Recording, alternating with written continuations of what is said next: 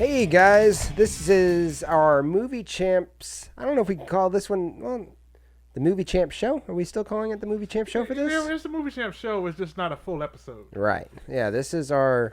This is like a movie champ special report. Yes, a special report. This is our short, or it's like an editorial, I guess. Mm-hmm. We're going to be doing as a substitute for not having a show this weekend. Mm-hmm. We wanted to make sure we still had something to give to you, so.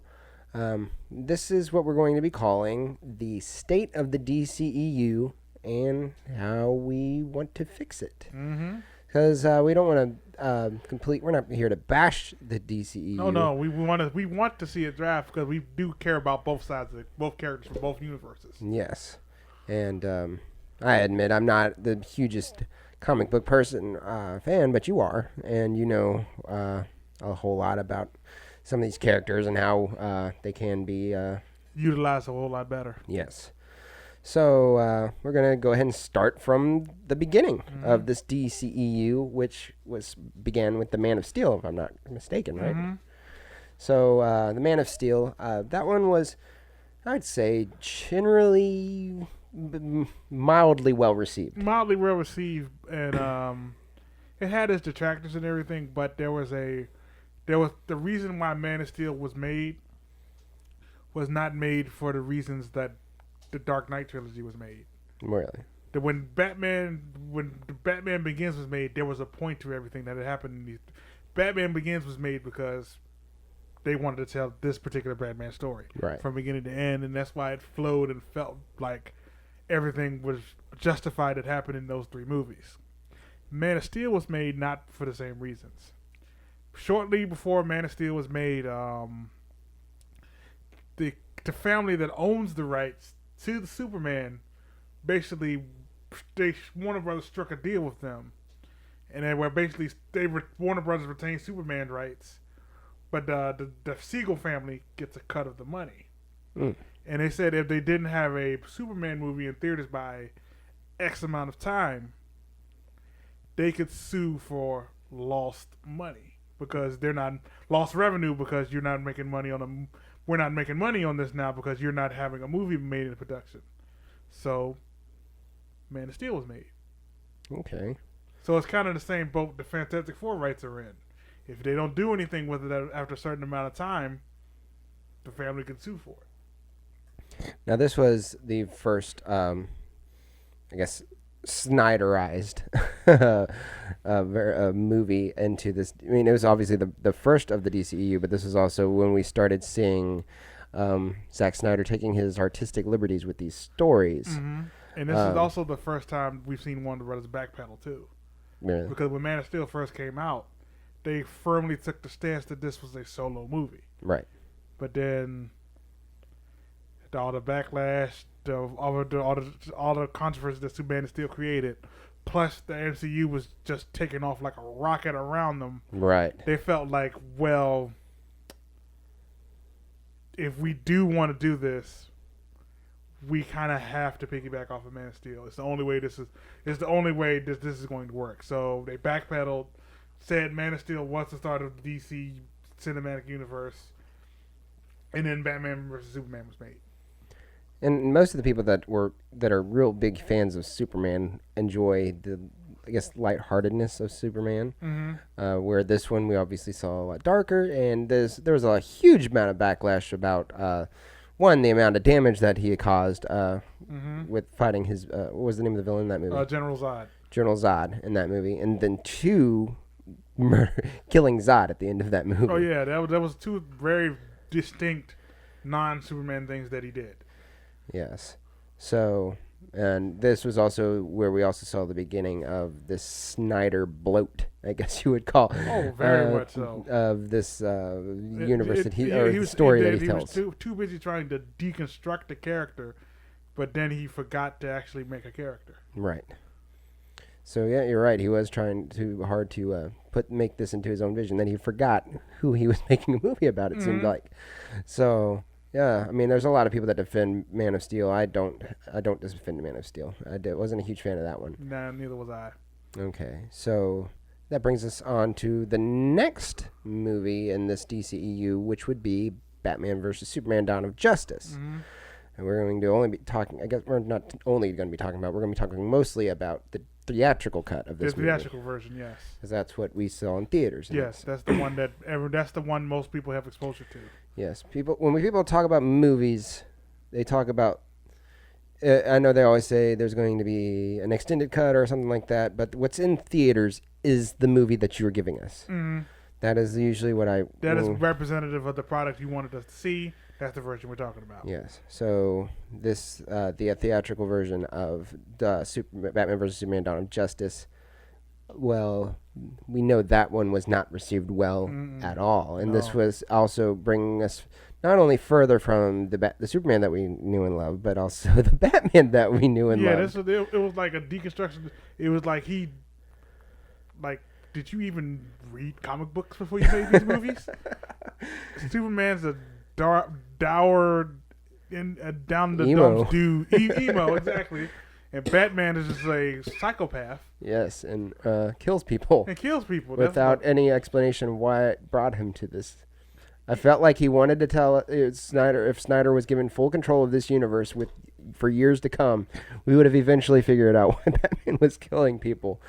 And we did not get that. Although I will give to its credit, even though we only are sticking to the theatrical version, the Ultimate Edition did explain that side of things a little better. Yeah. It still doesn't justify it, but at least it explained it. Yes. That's a very good way to put it. So, with that being said, and then also it was just jumbled. The theatrical version was jumbled, made no sense. Lex Luthor's portrayal was horrible. No version of that movie can save Lex Luthor's portrayal. No, it was just bad. They wasted Doomsday. They burned him way, way too early. Doomsday should have been, if they were smart, Doomsday would have been the Justice League 1 villain. Then Superman could have died. Then it would have meant more, because just as they put the team together, they lose their strongest weapon. Right. See, Steppenwolf appears.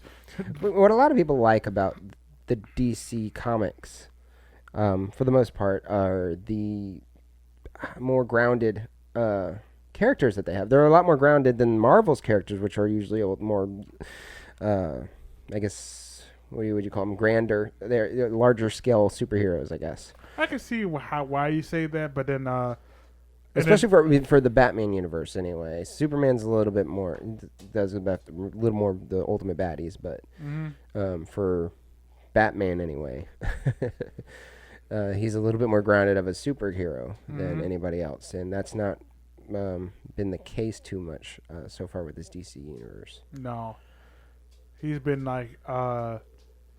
I understand that they said they made him Batman older, but he's been Batman like almost 2 decades now. Right. But still, that still doesn't excuse the things you did with Batman. And even ripping panels straight out of the book, but that was from different continuities and all this kind of stuff. That's one thing DC... That's one of my biggest gripes with DC. When Marvel made the cinematic universe, they picked a theme from one universe, which was the Ultimate Universe, stuck with it. So everything they do in the movies has looks and feels tied to the Ultimate Universe of the comic books. Whereas with the DC Universe, everybody wants to tell an original story, but then just make allusions and callbacks to certain panels and moments from the books. Mm-hmm. Where instead of just, adapting that whole story from the book. Which is like, Marvel's does loose adaptations, but they're recognizable as events from the book. Like right. Civil War. Even though that wasn't exactly 100% how it happened in the book, they made a Civil War movie. See what I'm saying? Right. Whereas DC's content with telling original stories and only using these stories as like what this was inspired by, or this woman was inspired by, or this interpretation of this character was inspired by this version of Batman or Superman or whatever. Why not just tell that story instead of an original story that doesn't make sense or add up to anything? What followed from the backlash that this movie received was we started seeing more of the reactionary side of Warner Brothers in the DC movies. They started to get really hands-on with it after that one. Right. From there, this is where we get to Suicide Squad, which is one of the biggest blunders of the DCEU. Blunders of the DCEU, and also blunders from the studio's backlash of Batman versus Superman, and how we see how they reacted to that. They wanted to see a little bit more lighter tone. They wanted to see some more jokes, more levity, and that's where we reached our first problem. Yes, we reached our first problem.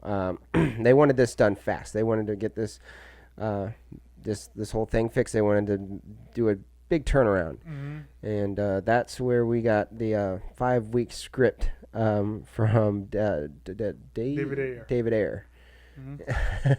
Writing and prepping for this Suicide Squad movie, and then ultimately seeming like he lost control of it. Yeah, because the whole idea that Suicide Squad is put together to stop Superman, that was dumb from the beginning. Yeah. So here's how I would have pitched it. Here's my idea for a Suicide Squad movie. Tell me you wouldn't want to see this movie. After the events of Batman vs. Superman, Lex Luthor gets locked in prison. Amanda Waller knows Lex Luthor got some information from that Kryptonian ship.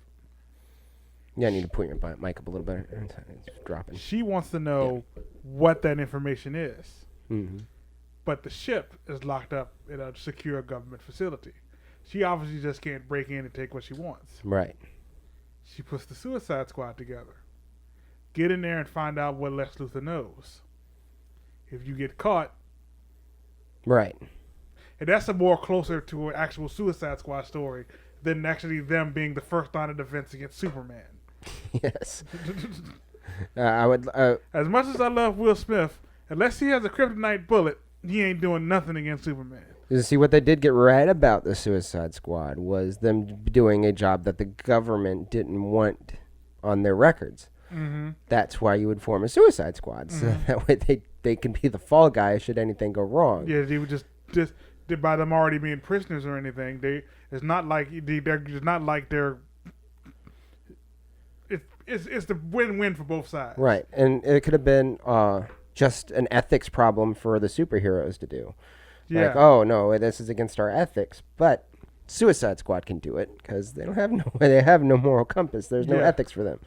The Suicide Squad has always been like a group of like a ragtag, not quite villains, but not exactly heroes. Right. Where they like put them together based on their skill sets for the mission. Right. Like you might need a sniper, Deadshot.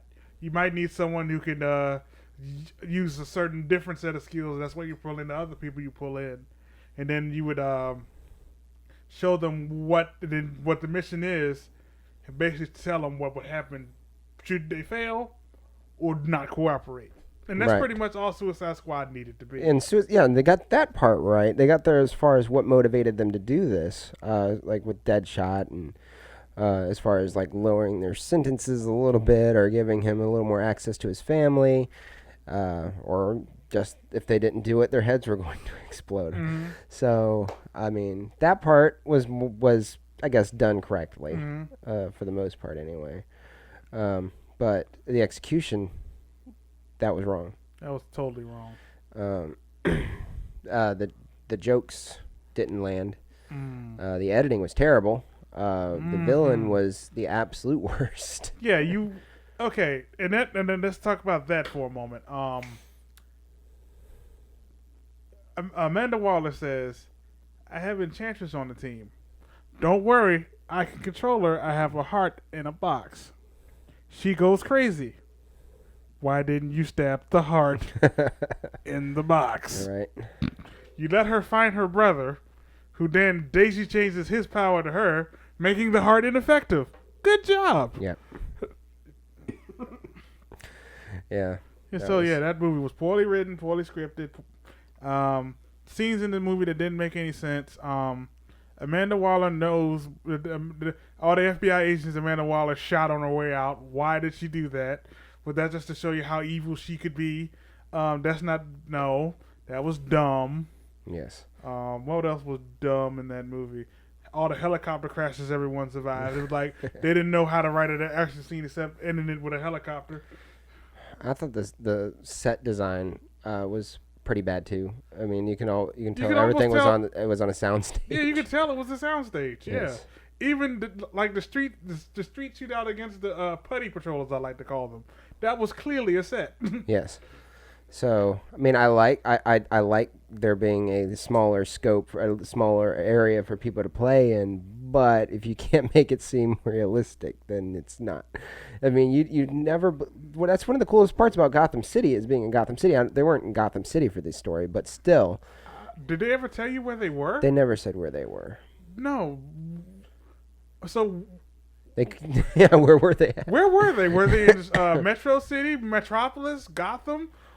Where? Right. Where was Suicide Squad even taking place?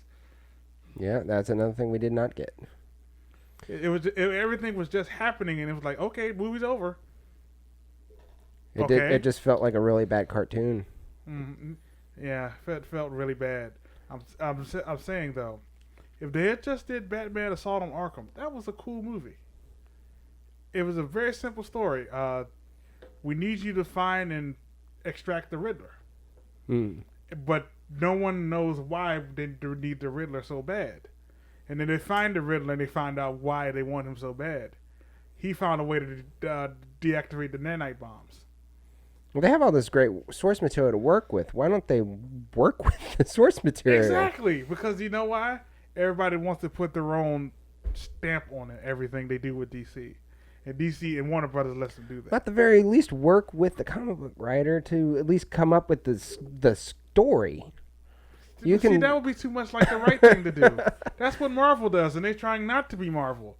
So they just run themselves into the ground and hope it works out. Man. I mean, they have, I don't know. There's so many great. The other problem that seems to be with DC, I know we're going on. Should we continue to follow and then get to where I'm talking? I'm trying to talk about the future of DC. Should we keep going through the past first and then get to the future? Let's talk about Wonder Woman next. Okay, so that was the very next one, right? Okay. Yeah, Wonder Woman. There was a long break between Suicide Squad and Wonder Woman. This was DC reacting a little less. They weren't being so reactionary here. This is them saying, calm down and let the director work. This one was the Wonder Woman was the experiment. No one really knows what to look for a Wonder Woman movie.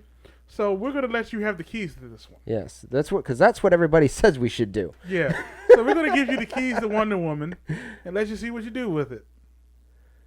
My partner here bought Wonder Woman. Yes. 4K. And gladly purchased it because it was good. Yes. Just to let you know this. He gladly purchased this movie because it's good because they let the director work. Yes. It was funny. It had the great action scenes. It actually had characters that I cared about and thought were cool.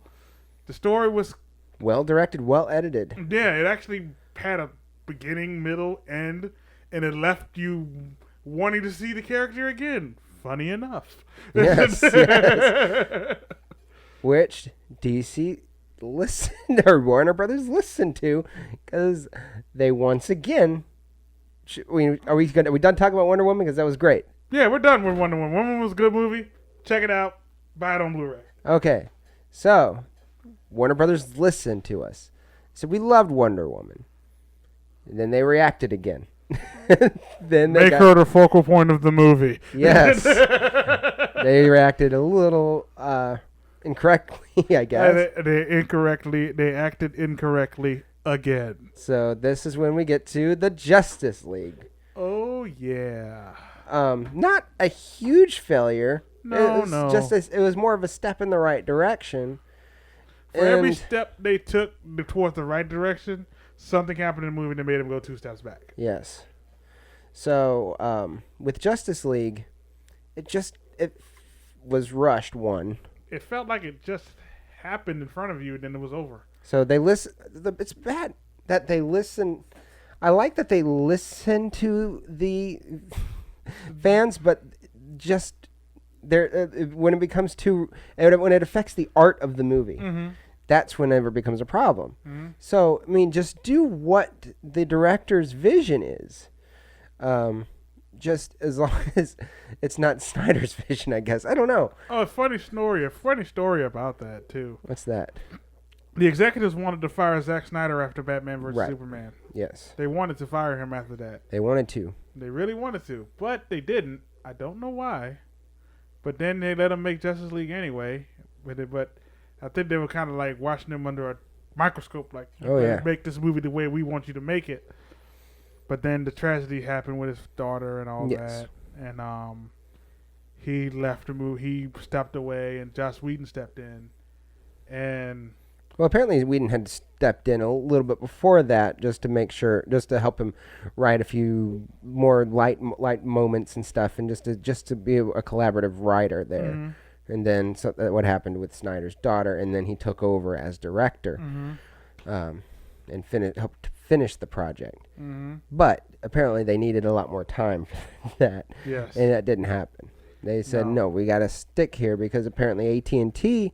Or Warner Brothers was planning, I guess Time Warner ultimately was trying to buy AT&T, and some of the executives there knew that meant there was going to be a shift in power or something, and they were going to lose a bonus that they were going to get for, apparently it's for good decisions. Now that would be that's hilarious. That part's funny. That's very funny. It's a good decision bonus that they would probably lose out on should they push the movie back to 2018. Which would have been a good decision. Right, which would have been a good decision, yes. So they weren't sure if their position was still going to be there in 2018. So they said, we want to rush this out now, get this bonus now, get the money before we lose it all. Right. And then they rushed us Justice League. Yep. And rush they did. The movie opens with a parademon. Yeah. We have not seen one. We see them in a dream sequence, maybe in Batman vs. Superman. That was our first exposure to a parademon. And now we just supposed to accept that, Batman knows what they are, how to fight them, and what to do to disable them. Okay. My the other thing was with the whole mustache debacle there. Isn't it easier to put on a fake mustache than it is to remove a mustache from somebody's face? That's what I think Paramount sabotaged that movie on purpose. Well, Paramount, I believe they even offered to allow him to shave the mustache. No. There's been so many different stories about it. No, one of the brothers said, let him shave it. We'll even do the CGI to put it back. Oh. And when Paramount turned it down. Yeah. One of the brothers said, if you let us shave the mustache, we'll pay to CGI it back on. And they said no. They probably showed them, it's like, look, this is what will look like without the mustache. They said, if that's what you guys do, no, we don't need you to put the mustache back in for us. They looked at what the Superman, and it's funny enough, I didn't notice it when I saw it in theaters. Right. But then when I went home and saw all the pictures bringing attention to it, right, I can't unsee it now. Yeah. Because now that I'm looking back, thinking about it, his mouth did look weird in that scene. Yeah. So. Yeah, but that was just Justice League was just a sad little tale of movie making. Yeah, I mean the editing was the worst part about the movie. Didn't tell a cohesive story. Everything just happened. It was like, okay, he figures out Pierre Deems hates car alarms. Okay, cut to the next scene. We see who was the next scene. It was Cyborg, right? Right. We just cut the Cyborg in his apartment looking out of a window. Yep. And then after that, we cut to who? What was after that? Wasn't the Amazons? Yes. And Steppenwolf getting their mother box? Yes. And then they're lighting the fires, the 5 fires at that other thing. Right. Well, we don't need to tell the whole movie, but yeah.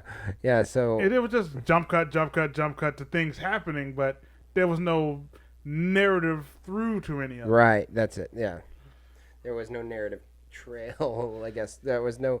It was not a cohesive. It just felt like we were watching video game cutscenes stitched together to make a movie without the video game level in between. Yes, to tell what exactly. happened. Yes, that's perfect. It was like Injustice to the movie. It was like watching someone play Injustice, but only getting the cutscenes. Yes. Which even in the Injustice games, if you were to do that, you would still get a better movie than Justice League because people have done it already on YouTube. Yes. You could actually took all the cutscenes from Injustice and made movies out of it. It plays a whole lot better than Justice League did. Yes. So now we're on to the future of this thing we call the DCEU. And it's, I mean, right now, from what we know is happening, we know we're getting an Aquaman movie. Mm-hmm. We know we're getting a Wonder Woman 2. Mm-hmm. And we know so as far as we know, we're getting a Shazam movie. We're getting a Flashpoint movie. Oh, and yes, it's supposed to happen. They don't have a director, and they don't have a solid set in stone story yet. But we're also getting 4 Harley Quinn movies. Yes. Why do we need 4 Harley Quinn movies? We don't know that's happening yet. That's what we were going to get to next, which is what might be happening. We might be getting some standalone movies, like a possible the Batman movie or a Joker standalone movie. We're supposed to be getting a Harley Quinn and Joker movie. We already have a director for Suicide Squad 2. That one might be happening. That one's closer to it could be happening than anything. Mm-hmm. And we might be getting a what's the other one? The Star Lights one. Gotham City Sirens, sorry. Gotham City Sirens movie. Mm-hmm. And then what's her name that's playing her? Margot Robbie mentioned in an interview that there's another Harley Quinn movie outside of the Joker and the Gotham City Sirens and the Suicide Squad movie that she said she can't give it into more details about. I think but apparently she's working as a producer on that movie. So that's very. Why do we need 4 Harley Quinn movies? Well, she was the best part of Suicide Squad, so that's them being reactionary again. We still don't need 4 Harley Quinn movies. We need we need at least 1 Harley Quinn movie now. Yeah, we need Suicide Squad 2. Because the first one was already her movie. Right. So it was Harley Quinn and the Suicide Squad. That's what the real title of that movie was. She was the only redeeming quality of that entire movie was Harley Quinn. Yeah, she was the only one that actually was a character from beginning to end. Because that tells about her acting though. She fully takes on every character she takes, or she does. So that was, I mean, it's great. I mean, I wouldn't mind seeing more of her, but I want to see her in a good movie first. And we didn't see her in a good movie yet, so. We have a great character in a not so good movie so far. So why should we get excited about 4 more? So, yeah, you're right. We aren't excited about it, but we'll see it. We're gonna see all of these. It doesn't matter how bad they are. We're gonna see them all because it's kind of our thing to do now. Yeah. I don't know how bad they have to be for us not to go see them yet. They have to. The bottom of the barrel for me is if it's worse than Green Lantern. Yeah. And I don't think I've gotten to that point just yet. These movies have tried, though. Yeah. They have really hit that bar, but just couldn't knock it off. Okay. So, we're going to are they in the right direction for you? Wonder Woman was a good leap in the right direction, and then they fell back into old habits with Justice League. So it's hard to say. But was Justice League for you? Because we understand why it was the way it was. I didn't fall asleep in Justice League like I did in Batman vs. Superman the first time I watched it. So there's that. Okay. I mean, it wasn't Dawn of Justice bad. It wasn't Dawn of Justice bad. But we understand why it was the way it was. It was it was rushed to reshoot everything. Mm-hmm. And it was rushed to get to the release date. But it was still enjoyable, which I can't say the same for Suicide Squad and Batman vs. Superman. Mm-hmm. So, I mean, for what it was a pretty good movie. Mm-hmm. So I can't fault it too much for that. Mm-hmm. What Warner Brothers needs to do, they need to sit down, take their time, and plan these movies out. Right. You just can't just throw an idea out there and then film that idea. You actually have to take time to say, okay, how does telling this story fit narratively into what we're trying to do? Because the events of Suicide Squad had no effect on the DCEU at all, if you really look down to it. Like, say what you will about Marvel's movies and their villains not being weak and being not as good as some other films and all that like this. But at least you have to admit that when something happens in a Marvel movie, it means something. It's good. There's going to be payoff to that something later on.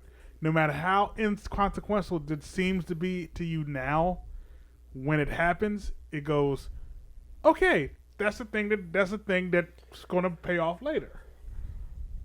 My biggest complaint for all of this is them causing Ben Affleck to lose his steam or his motivation to continue being Batman.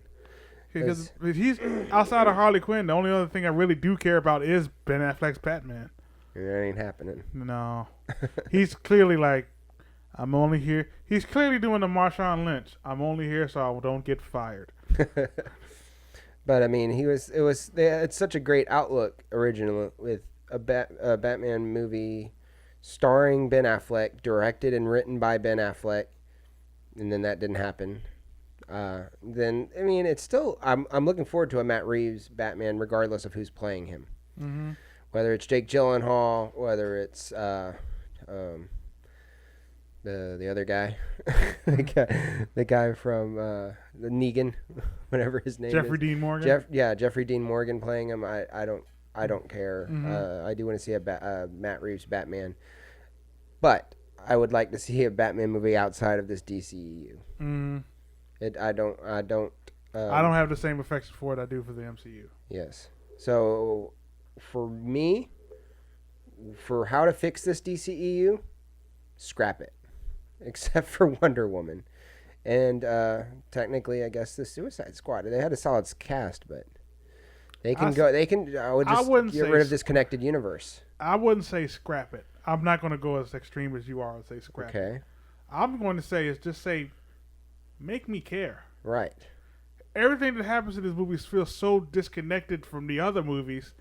It doesn't feel like when you do throw them together, say, wait, where does these two pieces fit together? Like when I know another thing they can do. What's that? They can fire Kevin Suchihara. Yeah, okay, that's going to the back office side of things. I'm trying to keep it more onto the what I see side of things. What you see side of things. So like when I'm like a perfect example of making me care about the events that happen in and making me care. End of Age of Ultron.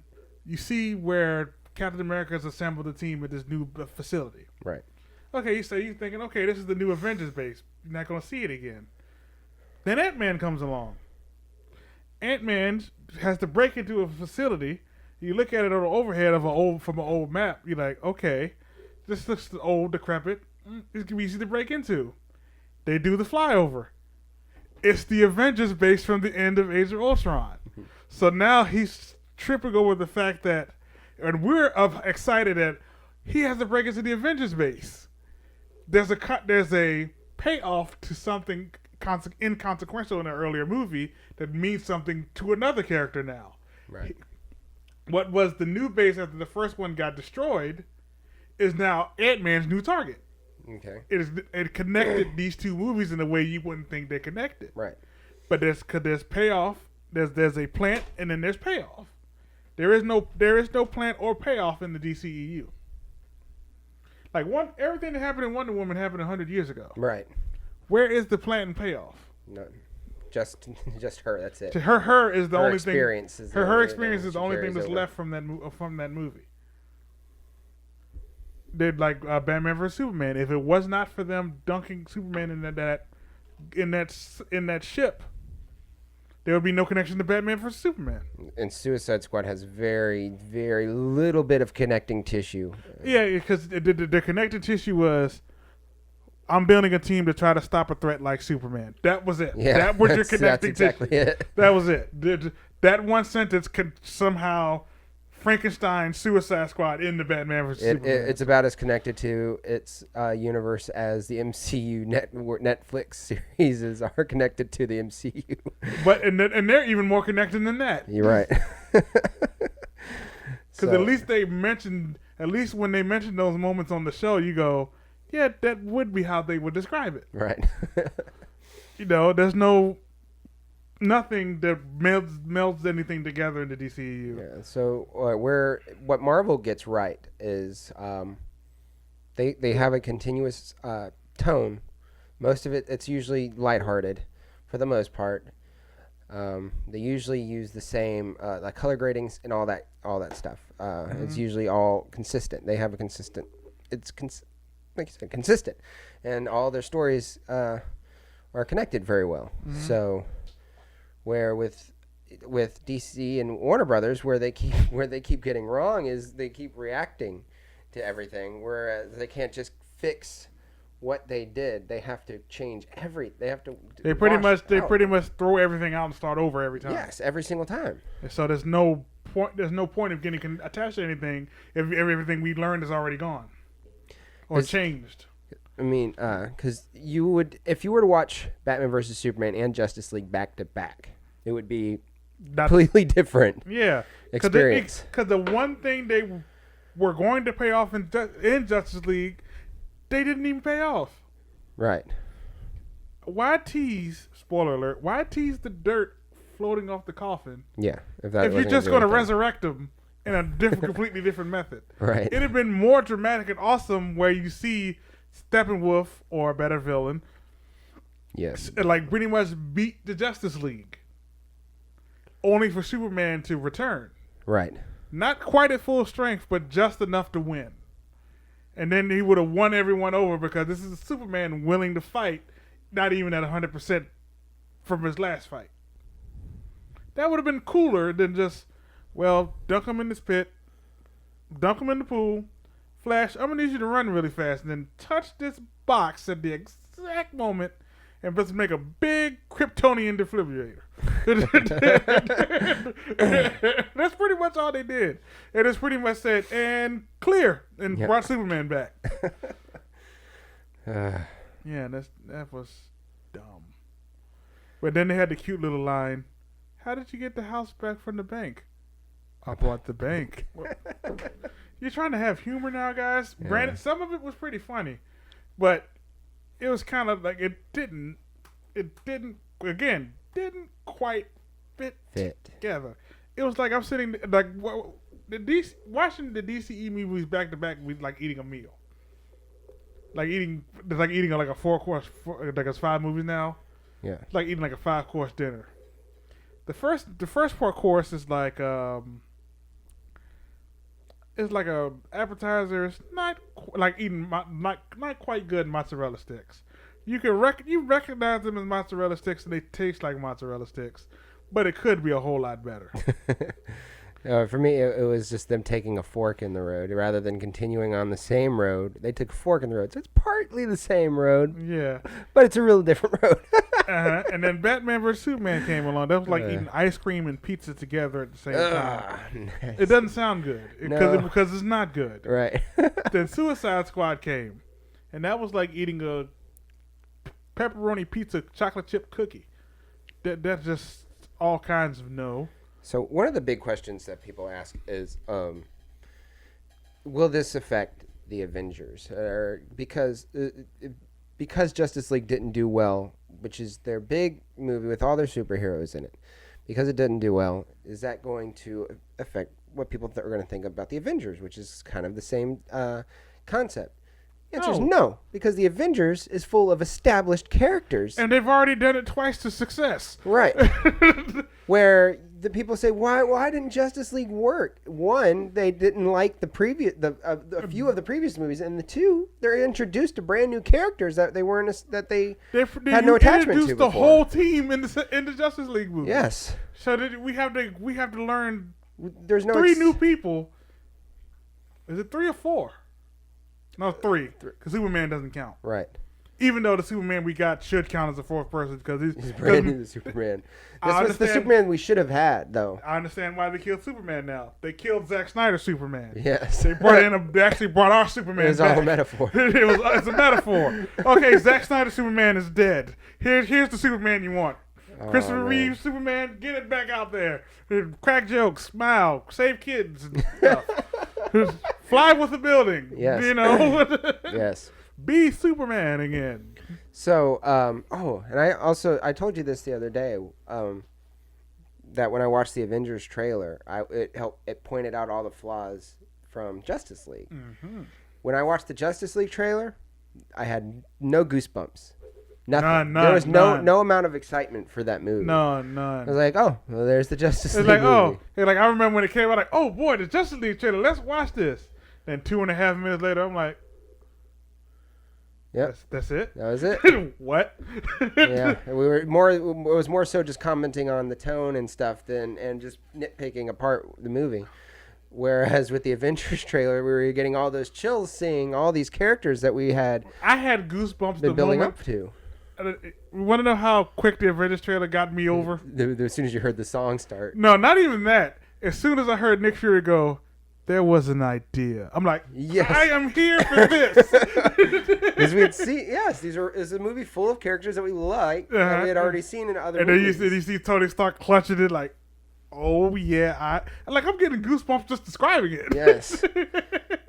So, I mean, I got sort of those feelings when I saw the Avengers Age of Ultron trailer because I did like the idea of Ultron until I actually saw how he's executed in the movie. I actually had no problems with Ultron at all. I thought he was a really cool villain, and I hope he comes back in either Avengers 3 or Avengers 4. Okay.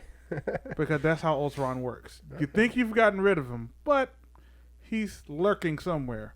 I would not be surprised he's lurking inside Vision. Man, yeah, I wish now we were talking about doing a Marvel talk and predicting how the Marvel or how the Avengers is gonna go about for the rest of this.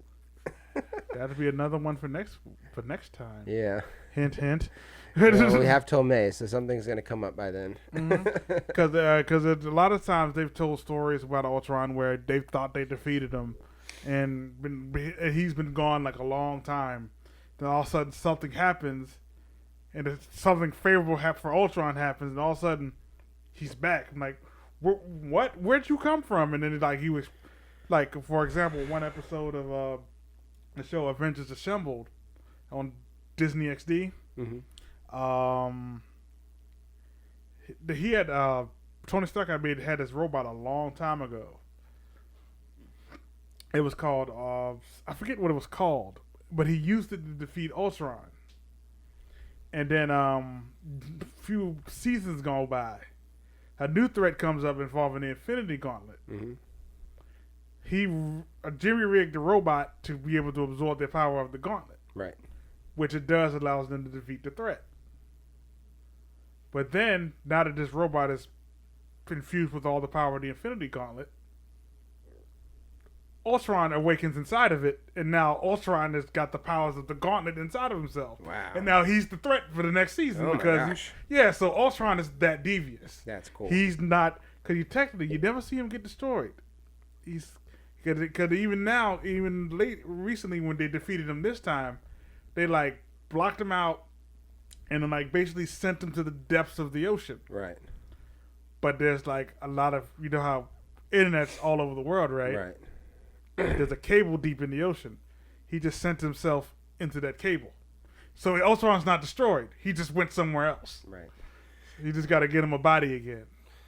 And what's more telling about that Avengers trailer is the stuff that we don't see. Oh yeah, that's as you know, they don't need to show us any more for us to be excited for this movie. They can play this. They just could play that trailer again and just add one more new scene, and it'd be it. And we'll. But you know, I did, that's the other thing. I said that about the Justice League trailer. I said there's a lot that we don't see. They don't need to show us, and they didn't show us anything more than what we saw in the trailer. Mm-hmm. Was real. I think they may have showed us more in the trailer than they did in the movie. Probably. They probably did. There was a few shots I remember in the trailer that I don't remember seeing in the movie. That was the other thing. The fans asking for this Snyder cut of the movie. that they claim that don't exist. It can't exist. It cannot exist because look at all the time that they had to spend reshooting all the stuff that they did.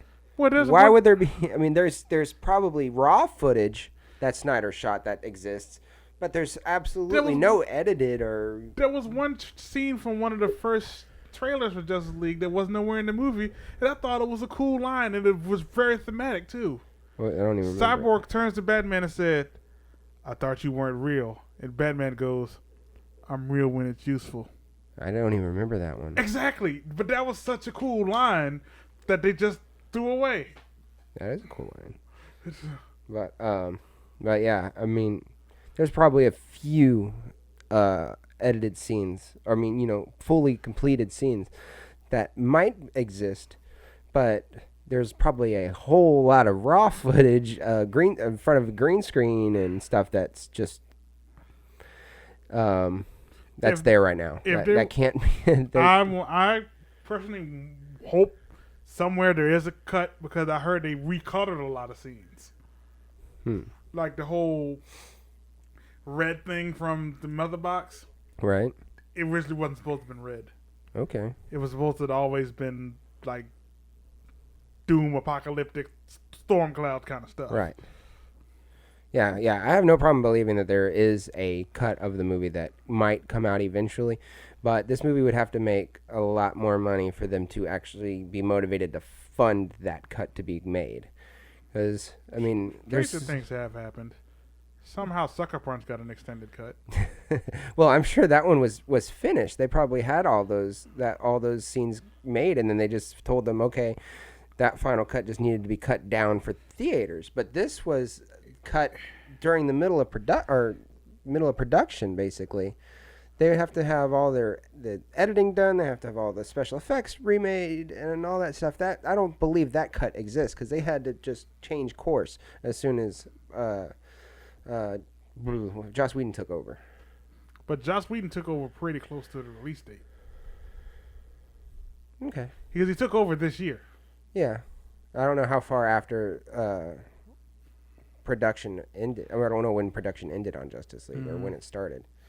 So that's why I said I know they probably have a whole lot of green screen footage to use, but as far as what's been edited and what's been done, I don't know how much of that exists. Mm-hmm. So for that to happen, if it is just a bunch of green screen footage, then it's going to cost at least another $10 million, $15 million probably to get that all finished. Mm-hmm. And I don't know if they're willing to fund that cut to be made. Or if they even want that to be made, because that would be just a lot more embarrassment for them if that turns out to be better than what was put into theaters. You know what? You make a good point with that. Why would they embarrass themselves like that? Yeah.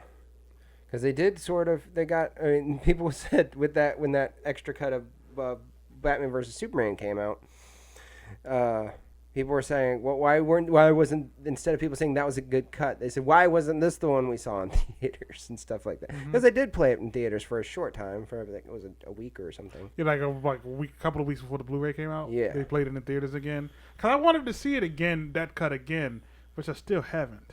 All right. I don't know if that's more to do with the fact that, if my brain's telling me, do you really want to sit through a longer version of Batman vs. Superman again? Well, I tell you what, I seen it and I wouldn't do it. I wasn't that impressed by it. Well, I'm the guy that actually enjoys the ultimate cut of The Watchmen, so. Oh yeah, well then there you go. I liked the theatrical one, and it was just fine for me. Because the ultimate cut has the director's cut. Mm-hmm. With the animated Tales of the Black Freighter interspersed. Yeah. So I've seen the cartoon for that. Yeah, like as you watch the movie, they actually played snippets from the full Black Freighter DVD interspersed through the movie. That's pretty cool. So it's like, so I don't have to go out and buy Tales of the Black Freighter. It's a part of the version I have. Yeah. So. It also came with Under the Hood too. Oh yeah. I have the full 5-disc set. Yeah, I asked for that for Christmas one year and got it, and I enjoy it. I was considering buying it for Black Friday, the whole 4K, because they have it out in 4K now. But have not done that one. But anyways, do we have anything else we want to add to this? No, none at all. I do have one more thing I want to add. Warner Brothers, take your hands off. Take a more hands-off approach. Take a more hands-off approach. Let the creators do their thing. Step in when you have to, but only when it's necessary. Yeah. As long as it's not Zack Snyder, you should be in good hands. Yeah, Zack Snyder does not know how to tell a story. That's fair.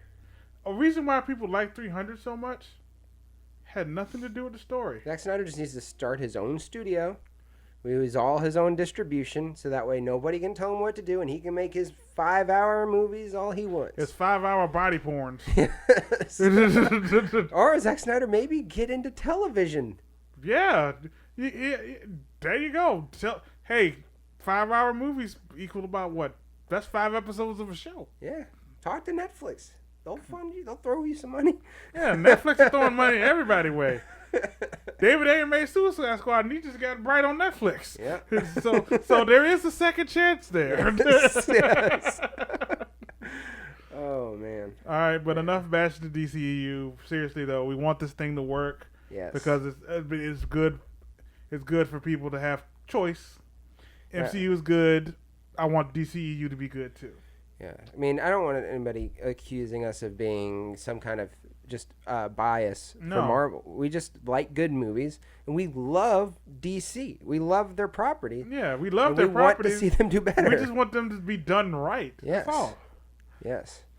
The last time, because the Batman trilogy by Christopher Nolan, that was Batman done right for me. Yes. I have nothing bad to say about any one of those films. Nothing. People can say what they want to do about The Dark Knight Rises. I say shut up. That movie's great too. I agree with you. Thank you for that. Superman 1 and 2 with Christopher Reeve was cool. Superman Returns was a step in the right direction. It just could have did a little more with it. I think it was a little bit ahead of its time story-wise. Not quite there yet with the computer graphics yet. Mm-hmm. The whole Green Lantern was a mistake. Don't ever make a movie like Green Lantern again. Never ever again. Deadpool needs to make more jokes about that movie in Deadpool 2.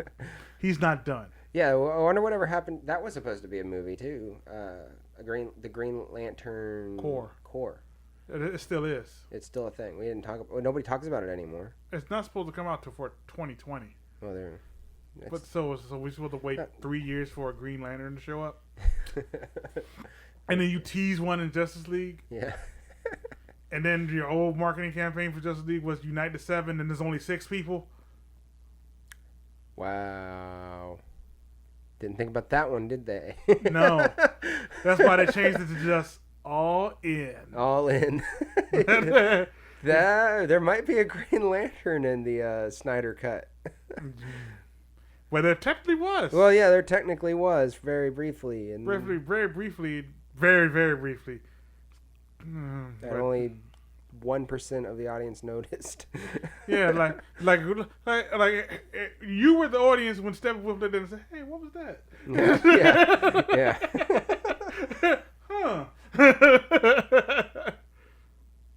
See, that was one of the things that I thought we did not see in the trailer that was going to happen. Was we were going to Green Lantern. Mm-hmm. Well, we didn't. Yeah. Because of what you said, Unite the Seven. I was like, well, who's the 7th person?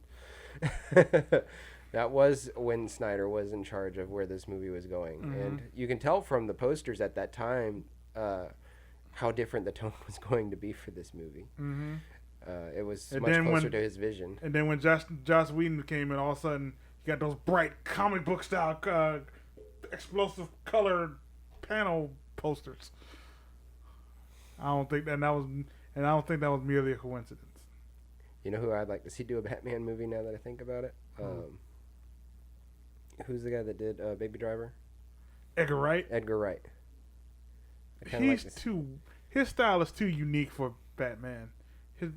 He was perfect for Ant-Man. Yeah, he was perfect for Ant-Man. His style would have blended so well to Ant-Man because you can see traces of it in the final version of Ant-Man. That's another one of these things we should do. We should come up with our own, like, pick a superhero and then pick who we want to direct, who we want to act, and just do that for several movies. Okay, that'll be something we do next time. Yes. Another next time. That's a Geek Champs episode. Ah, yes. Yes. I like the sound of that. Yeah, that would be a Geek Champs episode. We'll do that for Geek Champs next time. That way it'll actually come sooner than when it would come for Movie Champs. Because we don't know when the next time we do this for Movie Champs would be, but we do need to start making some content for Geek Champs. So with that being said, I think we're done. Yeah, we've said all we wanted to say. We went a lot longer than I thought we would, which is cool. We need to put hashtag Warner Brothers in this so they can see it. Yes. You guys retweet it to Warner Brothers. Yeah, actually send this to Warner Brothers. I'm not joking. Send this to @Warner Brothers, whatever their Twitter handle is.